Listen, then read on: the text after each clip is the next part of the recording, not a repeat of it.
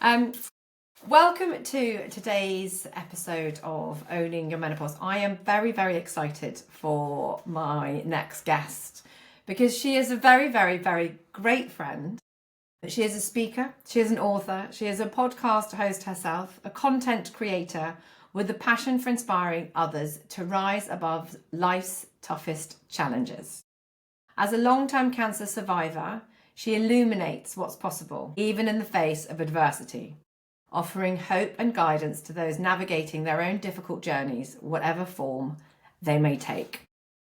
With honesty, vulnerability, and an unshakable belief in the limitless potential within us all, she connects deeply with audiences, empowering them to embrace their strength, trust their resilience, and move forward with courage and purpose. Her first book, All That Followed, A Story of Cancer, Kids and the Fear of Leaving Too Soon, was published by Mirror Books in October 2018. Since then, she's grown an amazing following on Instagram, inspiring women everywhere. And as I say, she is a massive inspiration to me and a great friend. And my next guest today is Emma Campbell. Hello! So I feel a bit teary now. I knew you would, and I also get teary because this isn't this podcast for me is I know you, deep the deep part of Emma I know, and as you are your vulnerable self on Instagram, so are you. You are that vulnerable person in real life. There's no smoke and mirrors. You're very, very honest, and I'm really looking forward to this conversation because I think that your journey has been incredibly inspiring, from navigating long-term cancer survival to obviously embracing midlife, of which all of us know comes with its own trials and tribulations. You are also a mum of 4 with triplets. We will get there because hats off to you, 3 at the same age. Literally, I'm shaking here. But let's kind of start with how those personal experiences have shaped your perspective on resilience and growth. But maybe if we go back to Emma, perhaps pre-cancer, what was that like and what happened when you got that diagnosis? Yeah, and I think it's a really timely question for me because I have been thinking and talking quite a lot about this lately and really understanding what I think resilience means, because I think we have this idea that we know the definition and we think of it as, oh, you're so resilient, you bounce back, you leap up, you get on with it and you crack on. And I kind of found myself saying recently, we're not cartoon characters that are flattened by a lorry, like Roadrunner, and then leaping up and bounding on our way. Actually, resilience, I've only recently learned and I'm kind of claiming it. And it's really helped me to think, no, actually, I recognize my own resilience now is built in those kind of messy, painful phases, step by step, breath by breath. I think that's where the resilience comes. And it's only when we look back, 15 years on now from my initial cancer diagnosis, that I can actually sort of honor my own resilience as opposed to diminishing it, I guess, and saying, well, no, I wasn't resilient. I was just surviving. Yeah, I was just surviving. I've spent many, many years in survival mode. I recognize that feeling very well. But I think resilience is not a black and white, thing. And I think it's something that we foster and we develop. And when we can recognize it, I think it's really part of the building blocks to self-esteem and a sense of self and embracing how far we've come, whatever that journey is. I love that because I think you're right. I think that word kind of just gets thrown out there, and everyone has sort of their own journey, like you say. And I like that. I like that reframe of that word. I'm gonna take that with me. Always good to have it. You can have it. But let's go back. Let's go back to Emma. I mentioned that you've got your triplets, and you've got a lovely older man in your life as well. Man. And what was Emma's story? What brought Emma to where she is today? Yeah, so I had Jake, who is now nearly 22, and after a very difficult birth with him, I developed, I caught, contracted, whatever you want to call something called necrotising fasciitis, which is a flesh-eating kind of horror movie style hospital around that time. So that was my first kind of, I look back now and I almost forget that that happened because so much has gone on since, but that was my first kind of, I guess, brush with life hanging in the balance. But Jake was my boy with my partner, and recovered from that, and then went through a very sort of difficult and all-consuming 3 or 4 years of wanting a second baby or planning, trying for a second baby, and that was really all-consuming for someone like me who kind of, I had that physical longing, if you have that, it's a physical desire for a child for some women, isn't it? It's like an ache and recurrent miscarriage. It was just a very, very difficult few years. And finally, we made the decision to try IVF. We had one round of IVF, and 6-week scan. Had a feeling, wasn't a surprise. Twin 1, twin 2. Wow. Okay. Goodness. Wow. That's going to be a challenge because we live in a 2-bedroom flat, got lots of stairs, and we're not kind of huge earners and things like that. But we'll do it. We'll do it. And then at the 20-week scan, we found that there was a little secret gift, my Theo, who was hiding away. So that kind of changed everything. And sadly, I mean, I'm giving it a very sort of one line. The relationship deteriorated quite dramatically in the pregnancy, and so by the time the babies were born, we were kind of on the cusp of separating, and it was all very, very stressful. And I think we all know how challenging parenting can be, but 3 months was incredible, a miracle, a gift, as they continue to be, but it was a physical kind of challenge. And then, unfortunately, when they were 5-6 months pregnant, I was diagnosed with breast cancer. So I'd been, I was newly single mum. I had a lump in my breast for years that I'd been aware of and I'd had checked, had a mammogram, was told it was a cyst, it hadn't changed. And then during the pregnancy, and of course now I look back and think, well, my cancer is very hormonally driven. I'm no expert in any way, but my kind of feeling is, the level of the hormones, the pregnancy hormones, fertility treatment, it just kind of went a bit haywire. So by the time I had the diagnosis, I had a 5 centimetre tumour in my right breast and lymph node involvement. So that was the kind of absolute final. I mean, I was already at rock bottom, and that really was kind of almost like, is this, in a way, wasn't even like, is this, it was like, part of me, I think, that was so broken already, physically, lots of drama, but by the time the diagnosis came, I think there was part of me that was already so defeated and just, I wasn't aware of myself kicking into fight mode. I just was, as a mum, it was absolutely fear and survival and kind of just got to get through this. So I did, and I did really well physically. Obviously, you can imagine all the challenges that went on, but I recovered physically from a cancer point of view over a long period of time. Went back into remission, mentally and emotionally. Continued to find it incredibly difficult. Just very difficult to be present as a mum, but very disconnected. Worried that I wasn't bonding with the babies. Worried that I wasn't getting what he needed. Just all the time, every thought was kind of, I'm going to die, it's going to come back, it's going to come back, it's going to come back. And I got to the kind of 4-year mark, and life had really turned a corner. I was, do you remember Gillian Michael? Yeah. Yeah, and there was a phase where everyone was doing her. Yes.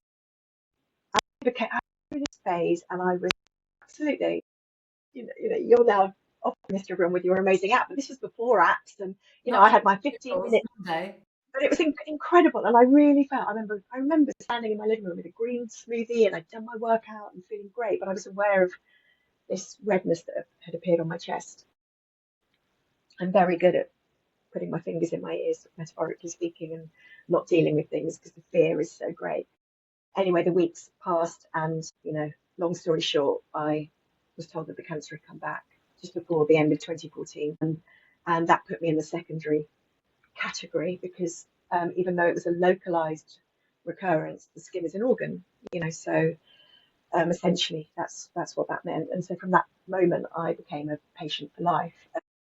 Chemo, went back in remission, did very well, but again, the mental and emotional side was devastating. And then I had a third diagnosis in 2019 in the other breast. At the time, I was told I had a lung tumor in my lung. So that in 2019, and I'm sure we'll touch on my running story because that was a pivotal year for that. But in 2019, I went through a second mastectomy, lung surgery by some incredible, good fortune. The tumor in my lung was benign and totally unrelated. But I went through the huge procedure, and that was something. Yeah, so I'm on treatment. I'm on a targeted chemo. Happy and very lucky to say I'm in remission as far as I know, and clear of active disease at this point. But I am a long-term survivor. I'm a lifelong cancer patient, and it's really only now, currently, as I'm talking to you, and in the recent months, and very, very recent, I'm really becoming, as time goes on, clearer and clearer about where I'm at now, where my purpose is. It feels very sort of clear that I still naturally catastrophize. I still live with the uncertainty like we all do, but I just feel so strongly about I want to be an example, an honest example of long-term survival, not a jazz hands example of long-term survival, but a kind of to offer hope, because when I didn't know where to look for hope when I was diagnosed. Well, thank you so much. Long answer, Kate. I know you have. Thank you so much for sharing it, because I know how raw that must feel and how hard it is. I'm now going totally off the script and questions that I had, which is absolutely fine because that's what we can do. I just wanted to touch on a couple of things there because I think it's important. Can you just clarify for anybody like what secondary breast cancer is or what secondary cancer is? Because I think that some people won't understand what that means. Like, you've come into remission, and then it hasn't come back because you are a long-term survivor, but it's if you can explain that. It's kind of, so it's funny because, again, I'm someone who chooses not to delve too deeply into the science, so I'm probably, but my understanding, well, I know that a secondary diagnosis means that the disease has metastasized, which is a word I've always struggled with, beyond the original site, so it's gone somewhere else in the body. For me, it returned, like as I said, it returned to the skin. The skin is the largest organ, so it's when it goes to an organ. Quite commonly it can go to the bones, the lungs, the liver.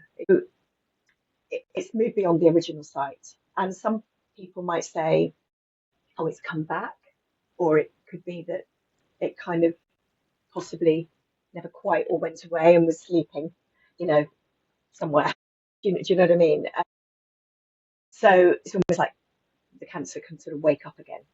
So, and there's a secondary diagnosis which puts you in that kind of stage 4 category. That, again, there's so much fear around it. There's so much fear attached to the words cancer, secondary diagnosis, stage 4, incurable. And that's another thing that I feel, those words have a definition and a meaning, but we are so much more than those words, and I feel really strongly about that as well. I choose not to. I'm very careful about the words I choose, because I kind of feel that I'm here, and I'm Well, and I yeah. And I was going to say, and I think that's the point. Is I think that's the essence of who you and obviously a lot of other, cancer warriors, whatever we want to call them, have been, is living with hope. You've said, obviously, Deborah James being a wonderful friend of yours who gave so many women hope in adversity, and I know that there are many, many more that have, and obviously you are, again, one of those women living with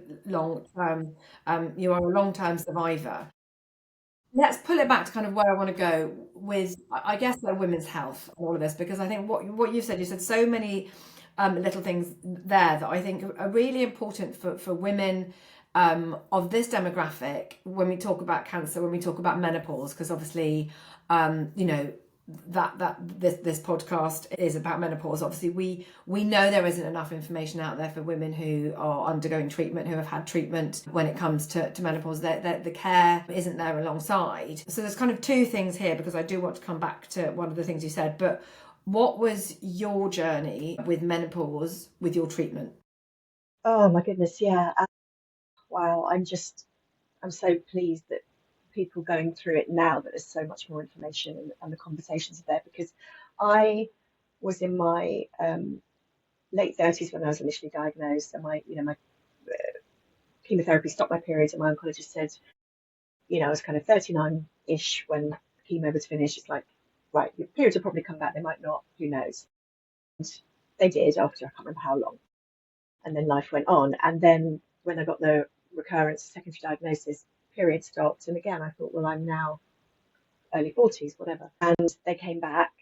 But, and I'm really hazy about the time, for the sake of this conversation, I was put on a drug called, I was on my long-term treatment. And then a year or so after that, they started me on a monthly injection implant called Zoladex, which puts your ovaries to sleep. And so I mean, it is just bonkers, really, when you think about it. You know, it really is like, again, it's another very clear snapshot in my mind of, it was one of those days my sister and I call these days where you're rolling down the wall. It's one of those insane, sort of unhinged full moon days where you feel so, and it was like a switch had gone off. You know, I think I was a few days into this injection. I might be slightly getting my time, it might have been a couple of weeks, I don't know. But I just remember, you know, starting this Zoladex journey, knowing that my ovaries were going to be put to sleep forever. And that was it. I was in a medically induced menopause. But I didn't, and I've had, you know, I'll caveat this with, I've always had the most incredible care, wonderful medics around me, but there was no conversation whatsoever. And it kind of blows my mind because, yeah, I've had, both my oncologists have been male. I used to see a female oncologist for a while intermittently, but no one ever said. It was just like, yeah, that's what will happen. It wasn't even like, oh, you're going to have a medically induced menopause. It's like, oh, this will put your ovaries to sleep. I don't even think I knew. I mean, I was so spaced out with life anyway. You know, so many phases of my life that I didn't even think I'm now in them. I never thought, oh, I'm now in the menopause. I don't think it just happened, and it was brutal, but it was brutal again. I was thinking about this last night, actually. It's brutal for me on a mental and emotional level. I wasn't suddenly plunged into hot sweats and flushes or aches or pains. I seem to have been very lucky on that front, but the depression, um, the brain fog, the overwhelm, and then obviously the physical kind of dryness and things like that, and the intimacy challenges and libido, and that was difficult. You know, that had an effect on my marriage at the time, understandably. But there was not a single conversation. I mean, I It still don't feel like I've never scratched the surface. makes me so, I know. I'm like pained and angry to hear that, because like that it wasn't even mentioned. Like they didn't even mention Nothing. And it no, and I was in my kind of, you know, early to mid 40s, and I was it as we talk now, I don't understand. I don't understand why he said, oh, look, I mean, here's a leaflet. I didn't get a leaflet. I didn't get a leaflet or anything. I know, but I mean, it's still, you know, and I think this is the thing, isn't it? It's still this ongoing conversation that needs to happen, because, as you've pointed out, you didn't get what they label the typical symptoms, you know, the hot flashes, but actually what we know now is that depression, anxiety, heart palpitations, is a very common symptoms. But on a deeper level than that, having gone into your early menopause, or your medical menopause anyway, which was early, and having had chemotherapy treatment, and your body having had all the stress, that they didn't give you any, you know where I'm going with this, any advice on looking after your heart health, your bone health, you know, all of that. So I think that this is where there's this massive disconnect, and it's really frustrating, and it terrifies me. And one thing I think is really important to say as well, that again, it was only years after as I became aware of these conversations, you know, probably in the last 5, 6, 7 years, that kind of the penny dropped. What I hadn't had access to was that, of course, it was the emphasis, and I'm sure anyone who's been through a diagnosis can relate. This was, in my mind, I guess, because that's what was, well, the medically induced menopause. This is going to help keep you alive.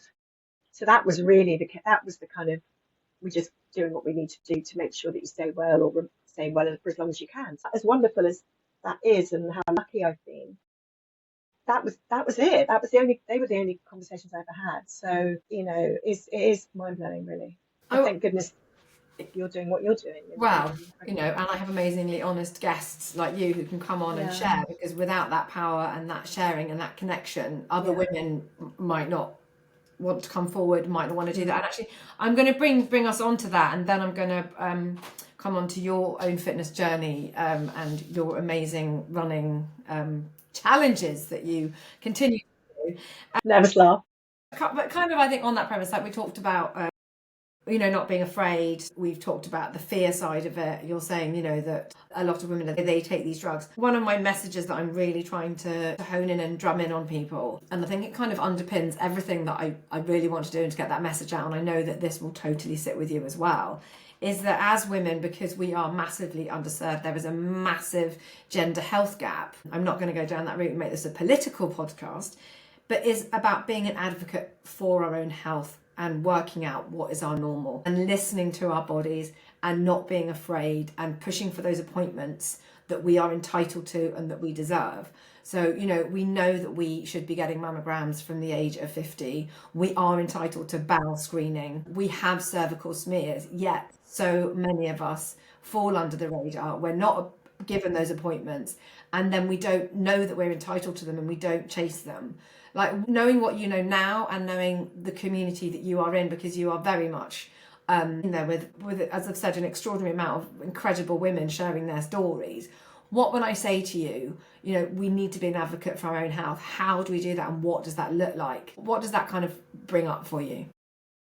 To be totally transparent, what it brings up for me is, I'm going to just be completely honest, Kate, because it brings up fear for me. And I do think it's important to talk about this. So I think everything you've said, I sat last week in the oncology waiting room and I got chatting to a lovely lady, and it turns out that she was lovely, going through early stages of chemo and things, but her very small early stage cancer had been picked up, as a result of her company offering yearly mammograms.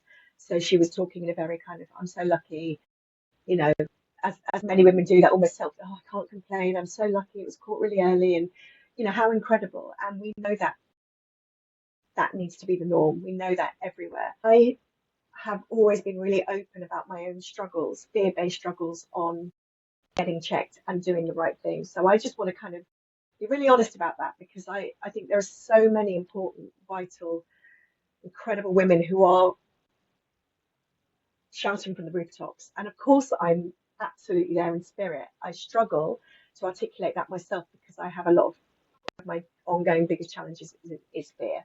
So I've struggled a lot with denial and a lot with kind of, I have ignored symptoms, and I'm not in any way advocating that, but it's something I've got to work on myself. So absolutely now, I think if I could go back, I wish I could just say to the Em of 15 years ago, 10 years ago, 6 years ago, because when I got re-diagnosed in 2019, I'd spent the year before ignoring changes.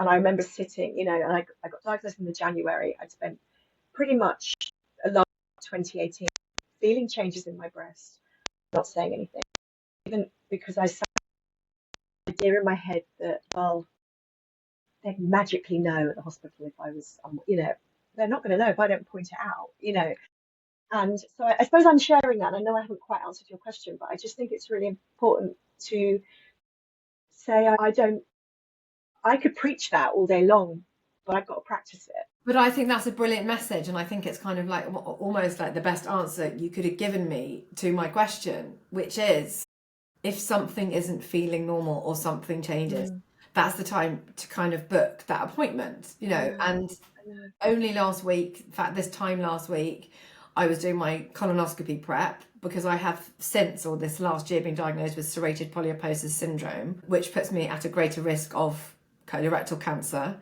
I've got 8 biopsies at the moment, sat there with my 3.5 centimetre polyp. I'm pretty positive, right? Because that is who I am. They've still got more to go. But had I not pushed for it, and they have said this, had I not pushed for the colonoscopy 2 years ago was when I had my first one, and I've had 5 now in 2 years because they're still getting rid of these serrated polyps, I would possibly be sitting here with having a different conversation and a different diagnosis. And that does fill me with fear. As you know, there is cancer in my own family. Obviously I've not had a diagnosis, so it's very different, but it drives me more and more to try and accept that, like, I will take every appointment I have, but I know, I understand what you're saying about that fear. And it's funny and not funny, like, but you have those conversations where, and I've definitely had this thing with my son, they're grabbing my boobs. having this thing with my cycle recently, where I have had two incredibly sore breasts, like to the point where like even like that hurts. And I remember thinking I need to go and sort this out. And I actually was lucky enough to speak to a doctor friend of mine who said, look, typically, if you've got two sore breasts and it feels cyclical, you'll be all right. Go and get checked. And it's sort of that thing that we look for that answer externally in the hope that the answer that person gives us which would be maybe the answer that we want, doesn't then lead on to whatever. But the reality is Oh we my goodness. go and get checked out. So right, and the comedian I think Catherine Ryan was talking about this week with her melanoma experience and how she'd been told, no, that actually doesn't look like melanoma or skin cancer. And that was the easy kind of, oh, tick, tick, tick. And great, off I go. But she obviously had the kind of, courage to go, no, actually, I still want to take it that step further. And one thing I would just really want to say as well is that I remember sharing something about this a couple of years ago. You and I both know the amazing Carly Musso, who does, wonderful, amazing advocate for the breast cancer community. And every month there's the classic kind of feel it on first, that goes round. First of the month, we're all encouraged to, don't forget, check your boobs, check your tatters. Amazing, Nikki Newman used to say. And I actually, because I'd always found that triggering, and I'm just, again, people probably screaming at their podcast, going, what's silly woman? But I ended up sharing a reel kind of saying, I just want to say I find it really hard. I wasn't saying so don't do it, but I was like, I just want you to know if you find, because I found even that, like, I don't want to check my collarbones because life's already, or I've been through that, and the If idea you of don't find it, it's not there. it's not there. So what I then found, just by having that, sharing that, the number of people who messaged saying, oh my goodness, I thought it was just me. But then I found myself kind of, okay, because the way my brain works is to think, how can I break it down? So, okay, maybe I'm not doing the first of each month, the full 9 yards, but I am. So it's okay. Do you know what? Well done. You have just kind of gone around your neck and your collarbone, and you have, you're not shying away. It could sound a little bit, come on, get a grip, this is life or death, but I'm doing it. For me, it has to be baby step. Yeah. But I think also And with that thing, like everything in life, it is something that is personal to you. And, you can only do that for yourself. You're not saying that that's what everyone else needs to do. That's what works for Ed, and that's the way, the way you want it to be. I want to come into something more positive and talk about how exercise, running in particular, has been your go-to. And actually we met, didn't we, for the first time. We'd been friends on Instagram, but the first time we met in real life, we were wearing a pair of pants. Obviously wonderful Bryony Gordon doing the 10K and celebrate you 10K. And I spotted you, in that tent, and it was like, and we hugged. And then obviously competitive me wouldn't quite let me necessarily stick with that whole 10K side by side, but I took a picture of you, which I know you've shared outside Buckingham Palace, with Emma. I just think I want that off. No, come on, that was our meet-up moment. I got a picture of you with Emma written across your pants outside Buckingham Palace. I mean, Primark pants, which I will never forget. And obviously, ever since then, we have formed an incredible friendship. But what was life like for Emma, exercise-wise? Then to now. Let's go on your journey and where you've come with that. Absolutely. So really, I've always, I've gone through phases of exercise in my life and loving it, doing it for the right reasons, the wrong reasons, the kind of classic 20-something self-loathing and, kind of punishing. There's been a lot of punishing exercise, but I'm quite probably, all or nothing. So it would be the phases of being up at the gym and doing every body conditioning and step class going and then nothing for a year. Running, I loved. And remember when the babies were little, growing, occasionally I went through phases where I went through pockets of time where I would find a way of going out for a run if someone could come and sit in the house for 40 minutes or whatever. And that was amazing. But really, very long periods, because I was on the go, I was, running on adrenaline and kind of nervous energy. So it was that classic kind of exercise, forget that. And then I also had this very, and I wonder if anyone who's been through a diagnosis can relate. I had this, once I got the secondary diagnosis, I had this sort of very obviously inaccurate idea that if I began running, I might wake up. If I did anything too vigorous, if I woke up, so that might sound so crazy. But in my mind, almost like I was a china. What if I disturb it? Anyway, that was kind of where my mind was at. And then, January 2019, third diagnosis of the breast and the lung, and happened to have met Bryony Gordon, which is met a month before that diagnosis. We've both been invited to speak at a charity event. Lovely to meet her. I'd always loved her work, and we happen to live very locally. A few weeks after that diagnosis, we'd stayed in touch, but hadn't quite kind of got together. And we met for a coffee, and that kind of initial new friend kind of coffee. And she said, "Do you run?" And I kind of, me sitting there probably, not feeling great after the first chemo session or whatever. And I said, well, I kind of, she said, "Why don't you come for a run with me?" And it was like, in a way, on paper, bonkers. In my mind, like, well, I'm a cancer patient. Why would I go running? But something in me said, okay, but I'm really not. We should look. Both bonded on our lack of speed, and it was all about, look, it doesn't matter. Let's just go for a gentle run.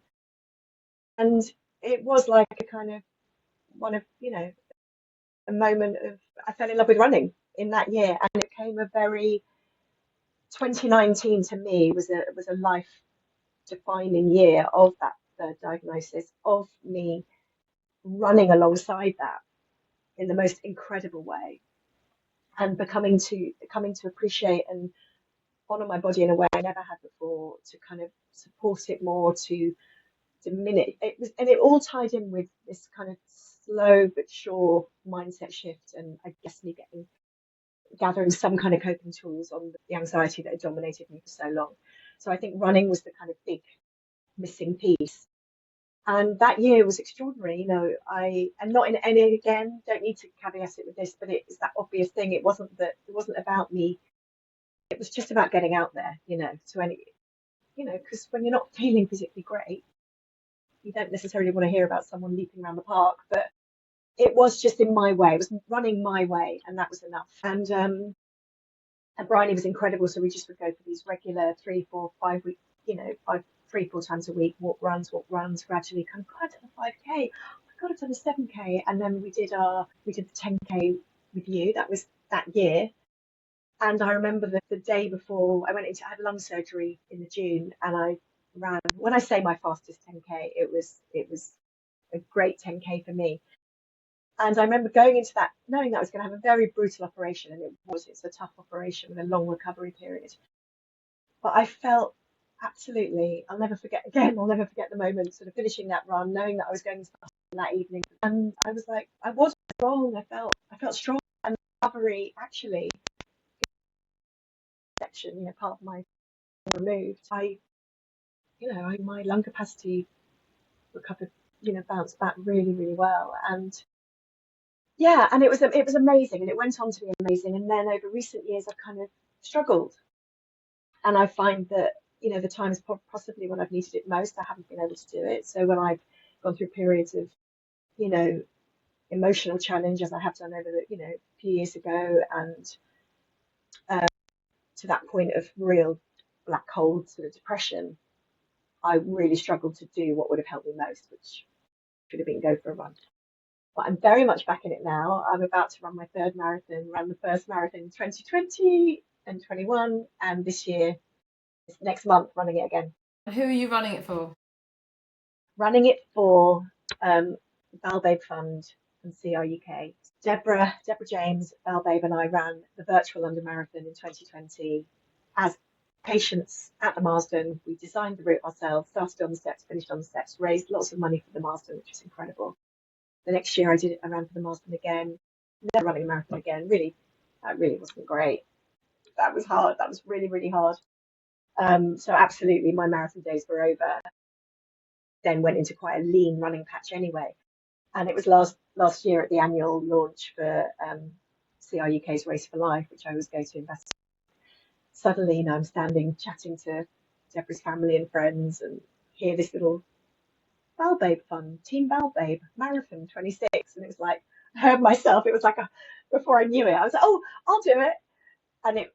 So I kind of think, yeah, Deborah's got me. Yeah, Back there. she basically was behind you and she just gave you a Yeah, big old shove and pushed yeah, you in. all of us. I mean, we're on a chat group, you know, and we're all going, what? It's like, well, yeah, it's And that does only Deborah. surprise me. And I mean, look, I know how raw it is, because I know what good friends you were. But I think it's one of those things that I think it's really important that, you know, when we think about life's challenges and we think about, you know, everything that you've talked about and everything that you've said here today, the reality is it's really, really hard to run a freaking marathon. Like, people don't get up and do that. And I just think when we talk about, like, we go back to the beginning of this conversation, when we talk about resilience and when you're reframing that, you know, credit needs to be given for what you are doing as well in putting your body is incredible. It is running a marathon. So I think, you know, when you have that fear, when you have that moment,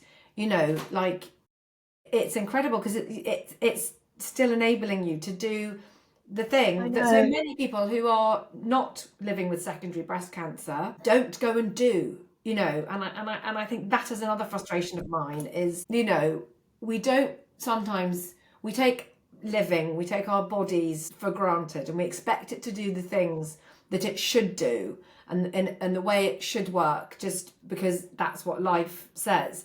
But we also have to give it something back in order for it to protect us and to make us strong. And I think, you know, this running journey that you have found gives you every essence of that, not just physical strength, but emotional strength, you know, mental strength, connection, community.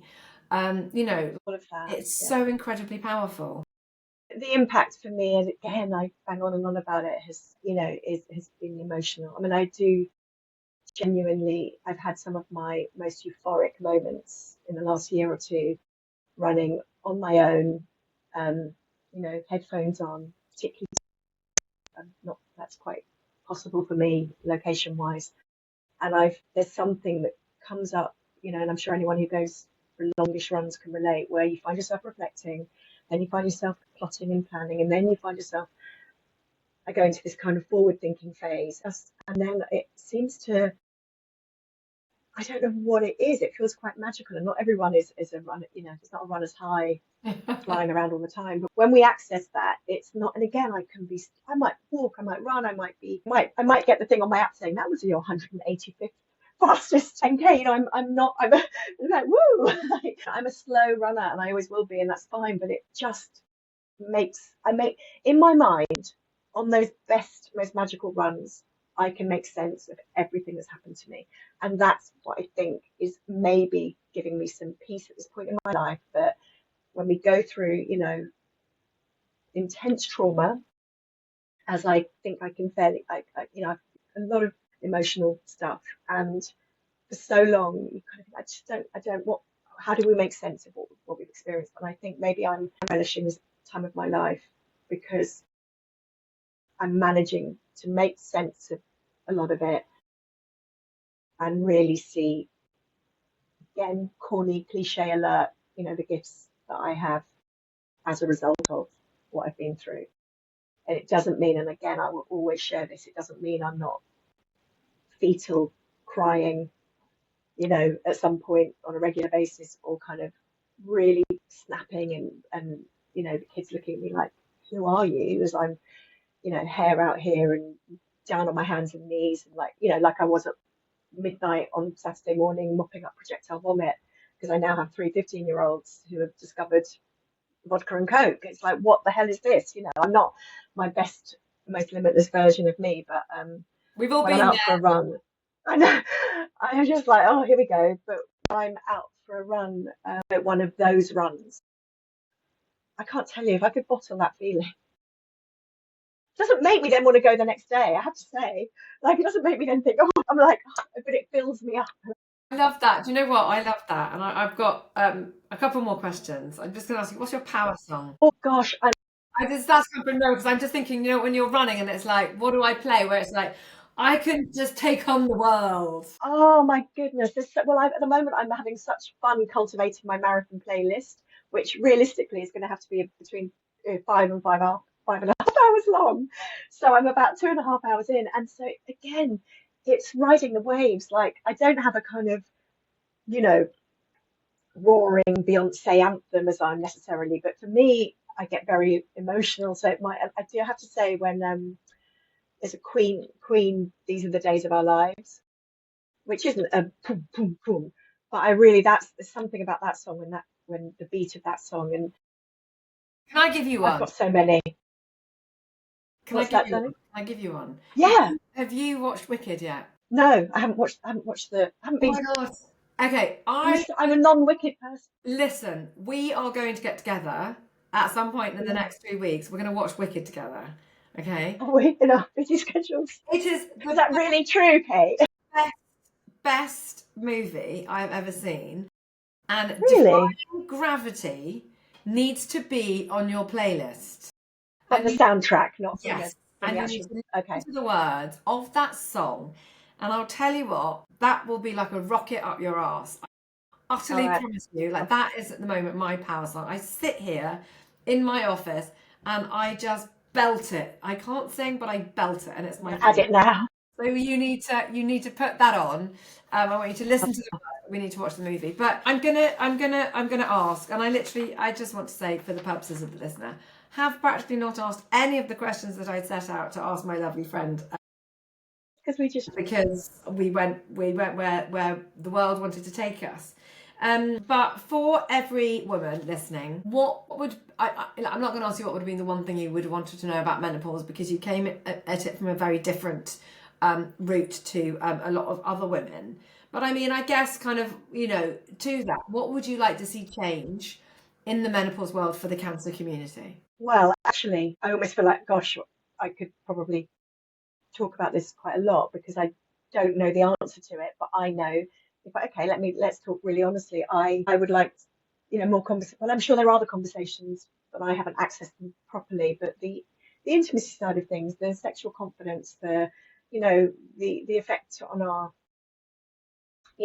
on our feminine selves and how we see ourselves, and the physical changes that occur, and for someone like me who, estrogen is a mustn't, got to avoid it at all costs. It's funny, my oncologist did actually give me some. I'm looking at them now, and they're still unopened. I've got a fear of actually.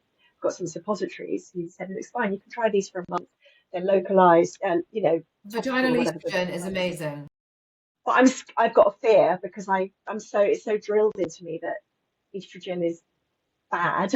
Yeah. And of course, and so I would love to get to a point, I'm not in a relationship. I hope I will be one day again. I hope I will find a way of enjoying another phase of intimacy that maybe I've buried.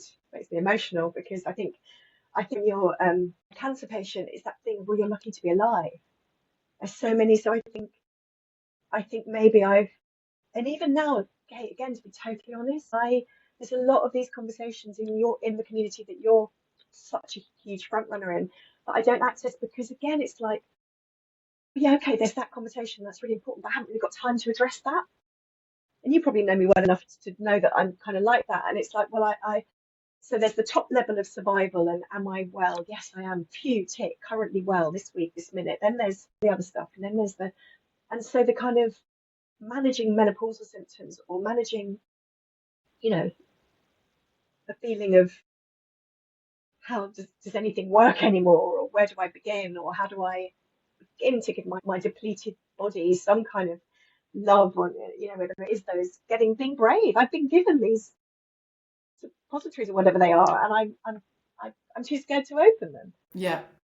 So Yeah. that's kind of, I suppose, again, I'm sharing that thinking maybe is it just me, No, and or I think that's a really important. I think that's a really important thing actually for women, regardless of a diagnosis. Is I think we do lose a lot of confidence. Those that do experience yeah, those physical changes and their relationships might break down because sex is uncomfortable, because they don't like the way their body has just changed without having to necessarily have had any, medical intervention. And I think you're right. I think those conversations aren't at the forefront. And No.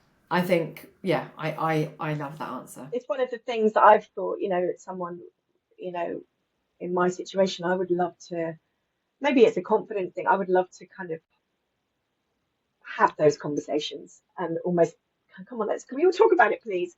But that's something that I'm naturally probably quite shy, or I might not, but it's something that I really feel strongly about.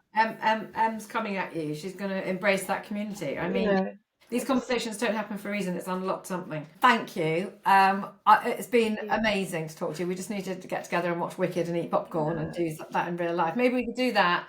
Watch Wicked, or go for a run, then come back, watch Wicked and eat popcorn. That sounds like a perfect day. Where can people find you if they don't already follow you? So I guess on lovely Instagram at limitless_M. My website, limitlessm.com. My podcast is Open with Emma Campbell. I mean, there was so much we didn't talk about. We might have to do it again, because you've got your podcast. Yes, you've got your writing courses as well. Writing workshops. And I don't know when this is coming out, this conversation, but if anyone reads Women's Running magazine, I've got a piece in the April edition, American piece, so that might be. We will share in April. That's exciting. we will try and tie it in with that as well. All that's left for me to say, thank you so much for your time this morning. You're looking beautiful. Thank you for everything. As well as ever.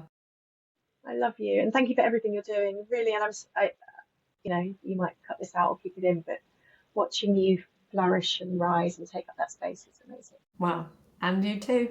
Women together. Thanks, Em.